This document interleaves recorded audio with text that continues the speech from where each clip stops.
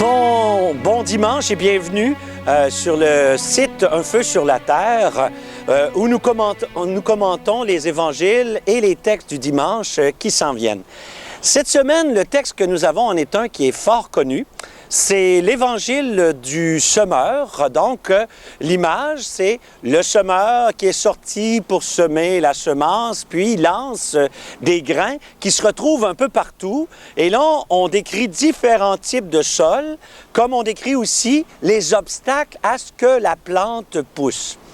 Bien sûr, l'interprétation traditionnelle, c'est d'un petit peu interpeller l'assistance qui écoute, des fois peut-être plus ou moins distraitement, en disant « Est-ce que vous êtes de la bonne terre?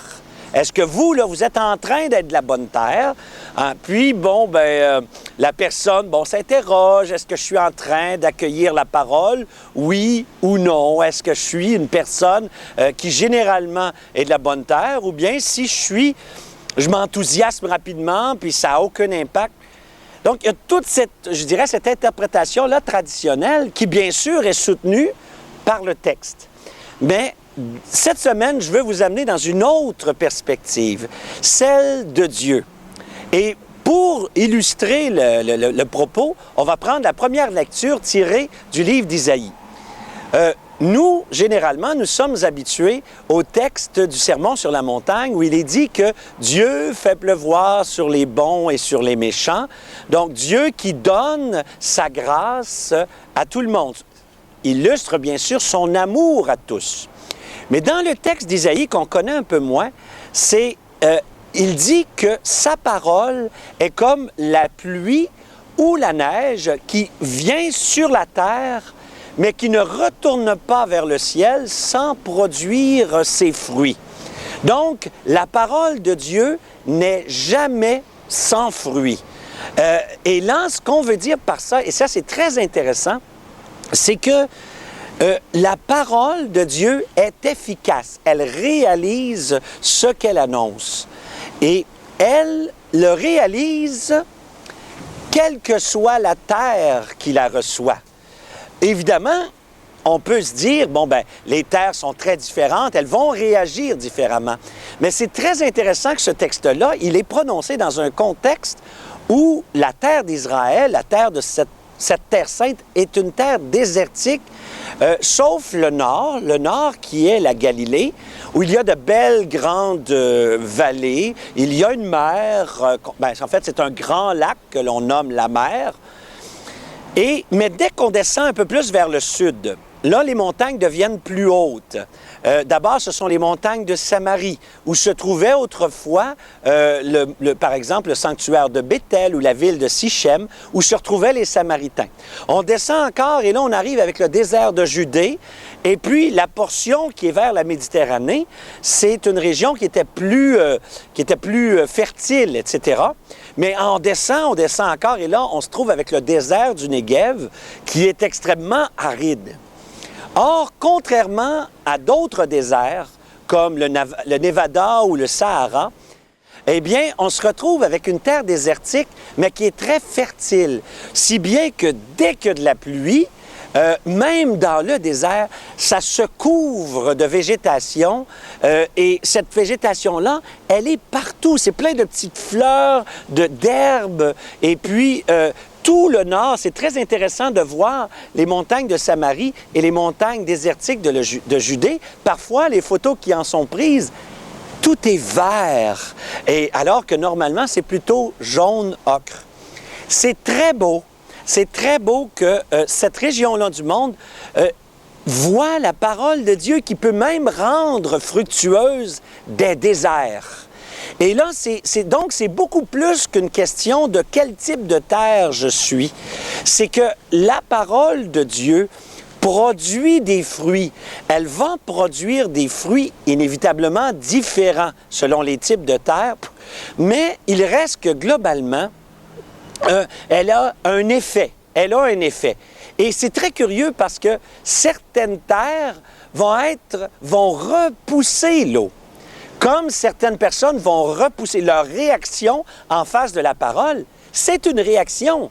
Ils vont repousser la parole, ne voudront pas l'entendre parce qu'elle met en lumière, évidemment, comme dit l'Évangile de Jean, leurs œuvres mauvaises. Mais il existe aussi des régions où la terre est si dure dans le désert de Judée, que l'eau ne pénètre pas dans la terre. Elle reste en superficie, elle crée des torrents, elle crée des rivières, elle crée des ruisseaux, et si bien qu'on voit cette eau-là arriver comme de très profondes rivières, car l'eau ne pénètre pas le sol. Et littéralement, pour que l'eau pénètre le sol dans ces régions-là, ça prend quelqu'un qui vient avec une pelle et une pioche et qui casse la terre, qui le casse, et là, l'eau peut entrer et on peut faire pousser quelque chose. Pourquoi je dis que ça illustre bien l'Évangile? C'est que on se fait beaucoup de soucis pour savoir quelle terre nous sommes, mais on se pose rarement la question de ce Dieu fou qui prend le risque de toutes les terres. C'est qu'il y a quelque chose de beau dans la prédication de Jésus. Il ne s'adresse pas seulement à des convertis. Jésus annonce la parole à tous les publics, ce que représente très bien d'ailleurs la prédication publique qui peut le faire dans le cas du Sermon sur la montagne, mais aussi quand les apôtres iront dans des agoras grecs, quand ils iront un peu partout, ils prennent le risque de tous les environnements, avec la surprise que dans tous les environnements, il y a des réactions devant. Bien sûr, parfois, quand la parole est annoncée, moi je dis souvent, la parole provoque toujours quelque chose. Et des fois c'est positif, des fois c'est négatif, mais ça met au moins le monde en mouvement. Il y a quelque chose qui se passe quand la parole est annoncée. Je vous donne l'exemple d'un confrère, pas tout à fait de la même sorte que moi, un autre frère mineur, mais un capucin, très impliqué en milieu social. À la fin d'une conférence que j'ai donnée sur la foi et la justice sociale, il vient me voir, puis il me dit, la preuve que tu as annoncé l'Évangile, le vrai Évangile, c'est que ça applaudissait pas trop à la fin. C'est que ce que tu avais dit avait un élément qui était dérangeant, qui était bousculant. Et ça, c'est intéressant parce que c'est toute la notion que, parfois, pour casser une terre qui est plus dure, ça prend une parole plus fougueuse.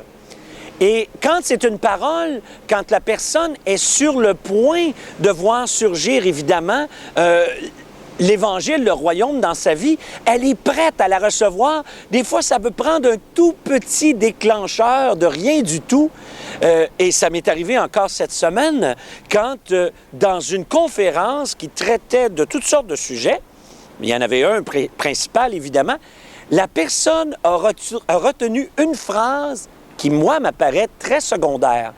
Mais cette personne-là a été touchée au plus profond de son cœur et elle a porté cette phrase-là tout le reste de la semaine. Ça, littéralement, ça a ouvert un puits de tendresse, un puits de parole de Dieu, un puits de l'Esprit Saint, je vais appeler ça comme ça. C'est comme si l'Esprit avait jailli comme une source. Et c'est comme ça qu'on se retrouve avec tout le texte qu'on a comme deuxième lecture. C'est cette création qui vit les douleurs de l'enfantement. C'est-à-dire que, contrairement à la notion commune, c'est que l'accueil de la parole n'est pas si naturel. L'accueil de la parole de Dieu n'est pas si facile. C'est sûr qu'elle libère. C'est sûr qu'elle nous entraîne dans des chemins de bonheur, de vraie joie. Tout ça, on est d'accord. Mais ce qu'on sous-estime, c'est qu'un amour vrai, accueilli en vérité, ça va transformer quelque chose. Et il y a une part d'accouchement dans ça, dans le fait de faire surgir en soi le royaume de Dieu.